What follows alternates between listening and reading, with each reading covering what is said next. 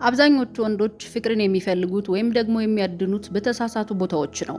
መልእክቶችን ይቆጥራሉ፣ የሚሰጠውን ምላሽ ጊዜ ይለካሉ፣ የሚሰጣቸውን ምስጋና ልክ እንደ ወንጀል መርማሪ መረጃ ይመረምራሉ። ምን ያህል በፍጥነት ቴክስት እንደምትመልስ፣ ምን ያህል ጊዜ እሷ ራሷ ወይም በራሷ አነሳሽነት እንደምትጽፍ፣ ስንት የልብ ኢሞጅ እንደምትልክ ይከታተላሉ። ይሄ ሁሉ ጫጫታ ነው። የአንድ ሴት ጥልቅ ፍቅር ራሱን አያስተዋውቅም፣ ባንዲራ አያውለበልብም ወይም መገለጫዎችን አይጽፍም። ፍቅሯ የሚደብቀው ግልጽ በሆነ ቦታ ላይ ነው፣ እጅግ በጣም ከተለመደው አስተሳሰብ በተቃረነና በቀላሉ ችላ በሚባል ባህሪ ውስጥ። ለዚህም ነው አማካኝ ወይም ተራ ወንድ ፍቅሯን መቼም ሳይረዳት በጥልቅ ውዴታዋ አጠገብ ዝም ብሎ የሚያልፈው። በዚህ ቪዲዮ መጨረሻ ላይ አንዲት ሴት ሙሉ በሙሉ ለተማረከችበት ወንድ ብቻ የምታደርጋቸውን 3 ነገሮች ትረዳለህ። ለሚቀጥራት ወይም ደግሞ ዴቲንግ ለሚያደርጋት ወንድ አይደለም፣ ማራኪ ሆኖ ለሚያገኛት ወንድም አይደለም፣ ለጥቅም ወይም ለቀላልነት ብላ አጠገቧ ለምታቆየው ወንድ አይደለም። አንዲት ሴት ለሚወዳት ወንድ ስትል መላውን ዓለሟን በጸጥታ ልታቃጥል ትችላለች። ነገር ግን ከመጀመራችን በፊት አንድ ነገር ተረዳ። ከነዚህ ከ3ቱ ባህሪያት ውስጥ 2ቱ ምንም ክፉ ነገር አይመስሉም። አንደኛው ግን ልክ እንደ ጥፋት ወይም ጉዳት ነው። የምታየውን ነገር ማስተዋል ካልቻልክ ያላትን ጥልቅ ፍቅር እንደ ችግር ትተረጉመዋለህ። በውስጡ ያለውን ያንተን አጥብቆ መፈለግ እንደ ውጥንቅጥ ወይም ረብሻ ቆጥረህ ትተወዋለህ። እናም አንተ ሁሉንም ነገር ምልክት እየፈለክ ባለህበት ጊዜ ያቺ አስቀድማ ያንተ የሆነች ሴት ከእጅ ታመልጣለች፣ ታልፈሃለች።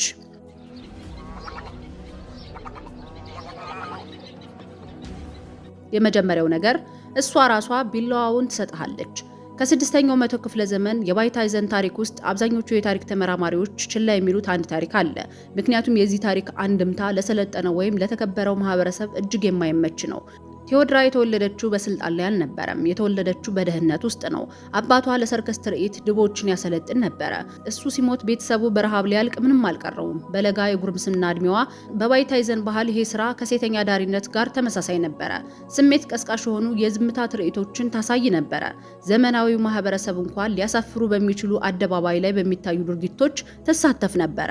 ዝናዋ ወይም መጥፎ ስሟ በመላው ሀገሪቱ እንደ ድንጋይ ተቀርጾ ነበረ። ከዚያም ጀስቲያንን አገኘችው። በምዕራቡ ዓለም እጅግ ኃያል ለሆነው ዙፋን ወራሽ ነበረ። እሷ ደግሞ ኢምፓየሮችን ወይም መንግስታትን ሊያፈርስ የሚችል ያለፈ ታሪክ ያላት የቀድሞ አዳሪ ነበረች። እና የታሪክ መጽሐፍት ሊያጎሉት ያልቻሉት ነገር ይኸውልህ። ቴዎድራ ሁሉንም ነገር ስላለፈው ታሪኳ ነገረችው። የተስተካከለ ወይም የተዋበ ትረካን አይደለም። ጉዳትን ለመቀነስ ታስቦ በጥንቃቄ የተሰራ ታሪክንም አይደለም። ውርደቷን፣ ጥቃቅን ድርጊቶቿንና አደባባይ ላይ የደረሰባትን ሀፍረት በትክክል ገለጸችለት። እነዚህ ነገሮች በፖለቲካ ጠላቶች መሳሪያ ቢደረጉ እሷን ብቻ ሳይሆን እሱ ለዙፋኑ ያለውን የይግባኝ ጥያቄ ሙሉ በሙሉ ሊያጠፉት የሚችሉ ነበሩ። ቢላዋውን ራሷ ሰጠችው። እርሱ ግን ምንም ቢሆን አገባት። ጉድለቷን እያወቀ ሚስቱ አደረጋት። ይሄ መጀመሪያው ባህሪ ነው። አንዲት ሴት በምክንያት ለማይገለጽ ጥልቅ ፍቅር ለምትወደው ወንድ ብቻ ይህንን ትፈጽማለች። ሊያጠፋት የሚችለውን ነገር ትገልጽለታለች። ላዩን ያሉ ሚስጥሮቿን አይደለም፣ የልጅነት የፍርሃት ስሜቶቿን ወይም ያለፉ ግንኙነቶቿንም አይደለም። እነዚህ የምግብ መክፈቻዎች ወይም ቀላል ነገሮች ናቸው። እነዚህ ያንተ ባህሪ መፈተኛዎች ናቸው። እሷ በእውነት ስትወድህ ወደ ሚስጥራዊ ካዝናዋ እንድትገባ ትፈቅድልሃለች። ወደ እውነተኛ ካዝናዋ ታስገባሃለች። ድምፅ አውጥታ ተናግረው ወደማታውቀው ሀፍረቷ ታስገባሃለች። አስቀያሚ መሆናቸውን ወደምታውቃቸው የአስተሳሰብ ዘይቤዎቿ ትመራሃለች። አሁን አለኝ ከምትለው እሴት ጋር ወደሚጋጩ ባለፈው ጊዜ ያሳየቻቸው የባህሪ ታሪኮች ውስጥ እንድትገባ ትፈቅድልሃለች። ከተጫኑባት ከሁለት እንድትሰነጠቅ ወደሚያደርጓት ስነ ልቦናዊ ስንጥቆቿ ወይም ድክመቶቿ ታስገባሃለች። አብዛኞቹ ወንዶች ይሄ ሲከሰት ምን እየተቀበሉ እንደሆነ አይገነዘቡም። እነሱ ይህንን ሲሰሙ ልክ እንደ ኑዛዜ ነው የሚሰሙት እና በማረጋጋት ምላሽ ይሰጣሉ። ምንም አይደለም የኔ ፍቅር፣ አሁንም ወድሻለሁ ይላሉ። ደጋፊ የሆኑ ይመስላቸዋል።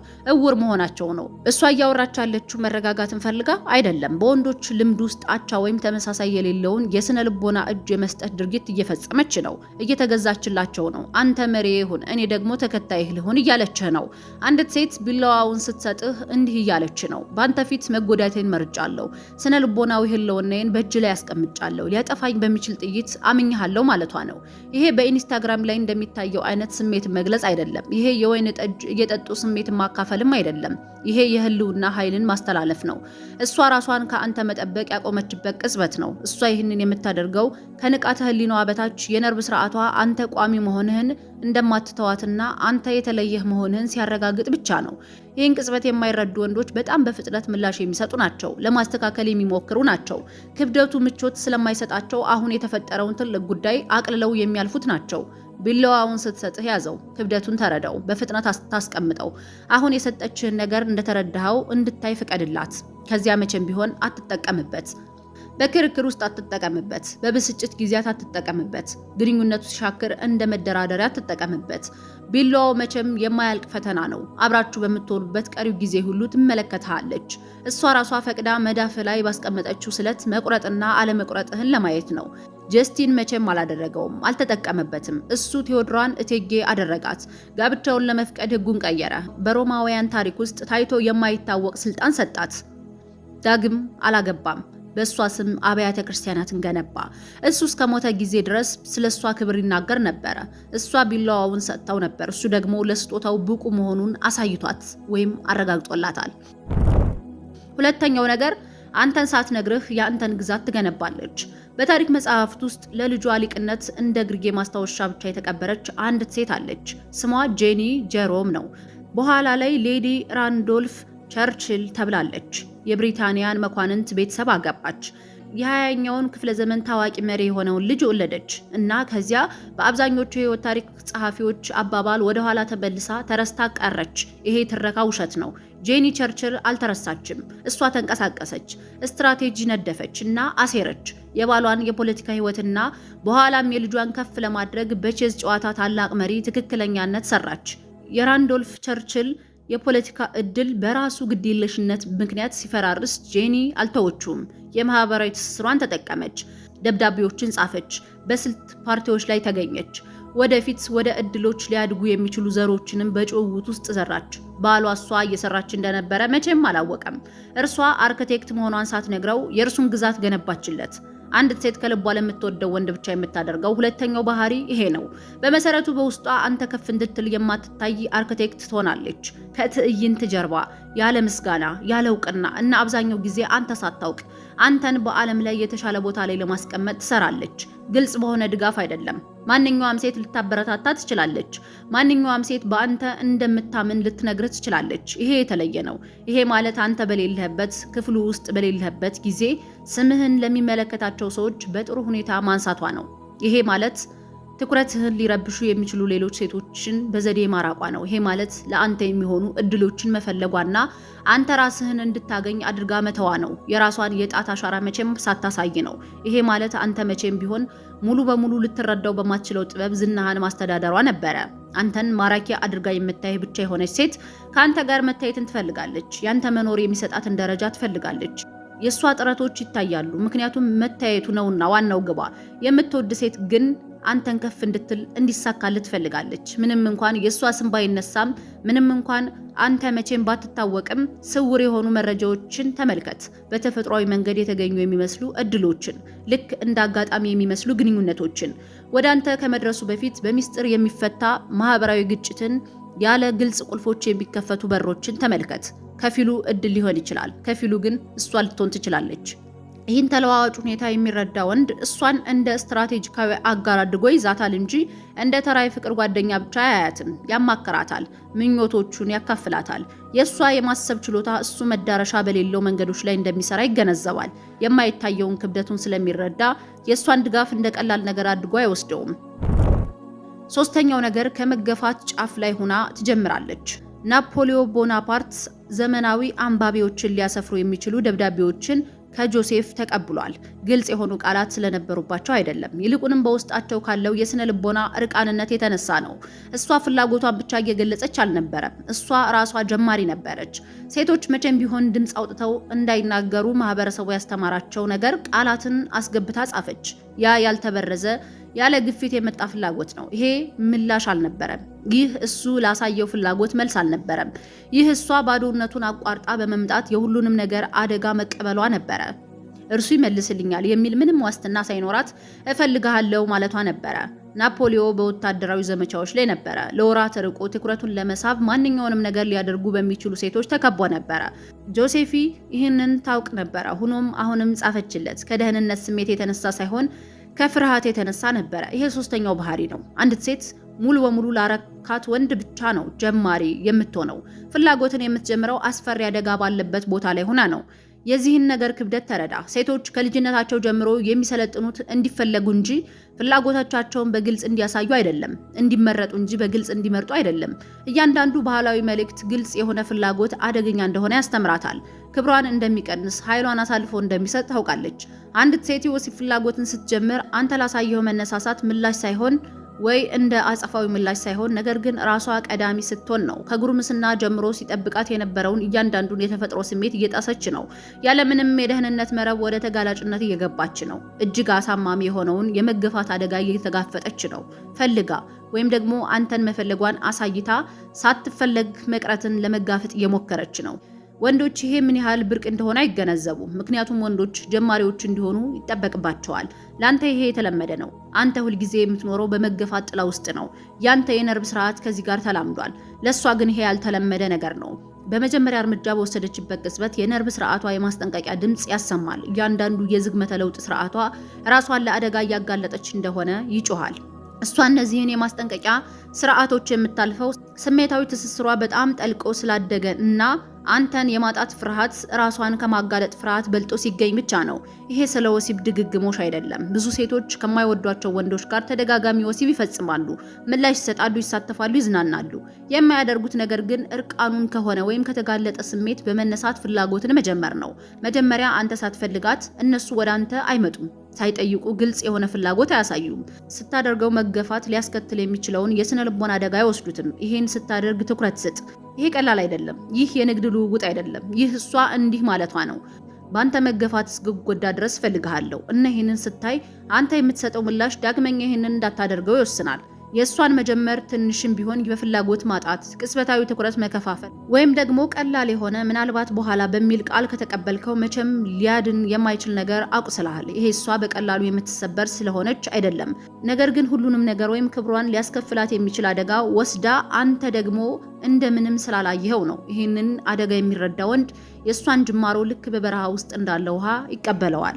እጥረት እንደሚያሳይ መርበድበድ አይደለም፣ ይልቁንም በተረጋጋ ሙሉ ትኩረት ነው። አሁን ያደረገችውን ነገር እውቅና በመስጠት መጀመር ነው። ለማንም በነፃ የማትሰጠውን ነገር ወይም ልቧን እንዳስረከበች በመረዳት እውነተኛው አስቸጋሪው ነገር የሚኖረው እዚህ ጋር ነው። እነዚህ ሶስት ባህሪያት የጋራ የሆነ አወቃቀር አላቸው። እያንዳንዱ እሷ ራሷን መጠበቋን እንድትተው ይጠይቃታል። እያንዳንዱ ያለምንም መከላከያ ልትጎዳ ወደምትችልበት ክልል እንድትገባ ያስገድዳታል።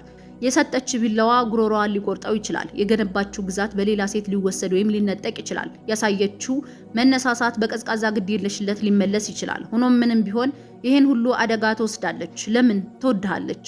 አብዛኞቹ ወንዶች ክፉኛ የሚወድቁት ግን እዚህ ጋር ነው። እያንዳንዱ ባህሪ በጣም ስውር፣ በቀላሉ በተሳሳተ መንገድ የሚነበብ ስለሆነ አውቆ ከማስተዋል ሙሉ በሙሉ ያመልጣል። የእሷ ሚስጥርን ማውጣት ከመጠን በላይ መናገር ተብሎ ይታለፋል። ድራማ እየሰራች ነው፣ ትኩረት ብቻ ነው የምትፈልገው ይባላል።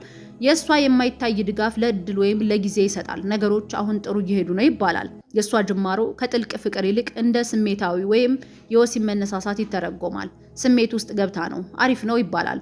ወንዶች የተከበረ ስጦታ ወደ ተራ ነገር ዝቅ ያደርጉታል። ይህን በማድረግ ያላትን ጥልቅ ፍቅር የማይታይ መሆኑን ያስተምሯታል። የወሰደችውን አደጋ ምንም ትርጉም እንደሌለው ያሳዩታል። ለምትወደው ወንድ ብቻ የምታደርጋቸው ነገሮች ለማንም ከምታደርገው የተለዩ እንዳልሆኑ ያስተምሯታል።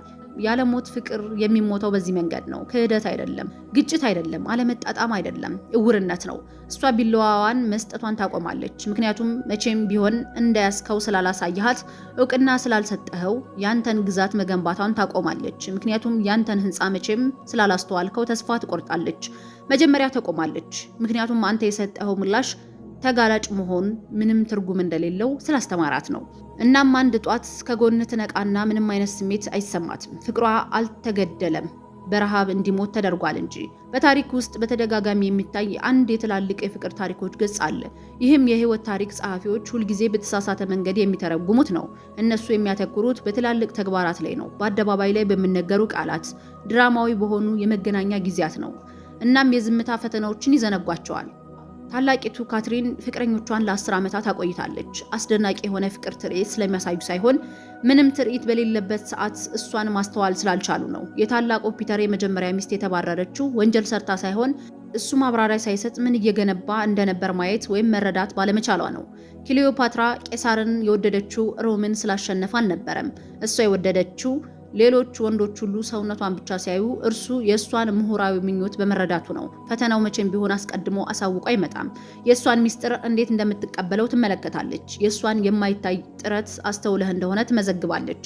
ለተጋላጭ ጅማሮ የሰጠኸውን ምላሽ በዝርዝር ታስቀምጣለች። እነዚህ እሷ ሆን ብላ የምታዘጋጃቸው ፈተናዎች አይደሉም። የነርቭ ስርዓቷ ራሱን በራሱ የሚወስዳቸው መለኪያዎች ናቸው። መቼም ቢሆን በቃላት የማትገልጻቸው ነገር ግን ሁልጊዜ የሚሰማትን መረጃዎች እየመዘገበች እና የውሳኔው ውጤት በዝምታ ይመጣል።